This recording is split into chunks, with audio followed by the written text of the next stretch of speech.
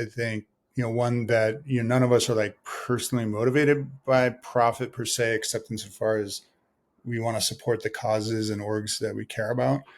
All our compensation's capped at 5 times our lowest vested position, which means, yeah, it's a 5 years vesting process at Bronner. So, like a warehouse position over 5 years, you get pay grade increases. So the top salary at Bronner's is 5 times that fully vested position. And so I think there's not, how do you say, the incentive to just chase profit for profit's sake. And, we can more easily balance other interests. And then, yeah, we're like almost 400 people now. So it's definitely a different company than, 15 people when I joined in 98. But yeah, now we got, 2 shifts, got a third shift even.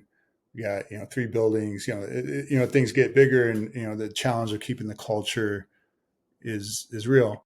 But, we have a whole team, our engagement team. Actually, our Magic Foam Experience team is, the Foamy Homies.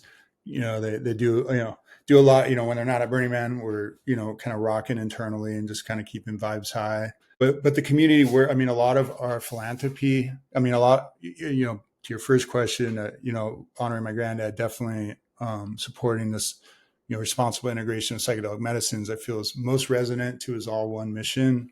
The Holocaust being the dark inspiration of his, passion to unite the human race across faith and ethnic divides.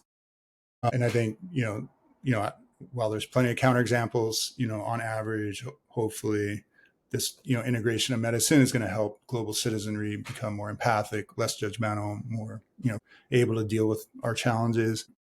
But, and that's obviously a major cause area, but also just like, house of services around town, like youth programs, a lot of things here, just around here, around town, just kind of making sure we're very connected with what's going on here locally. And yeah.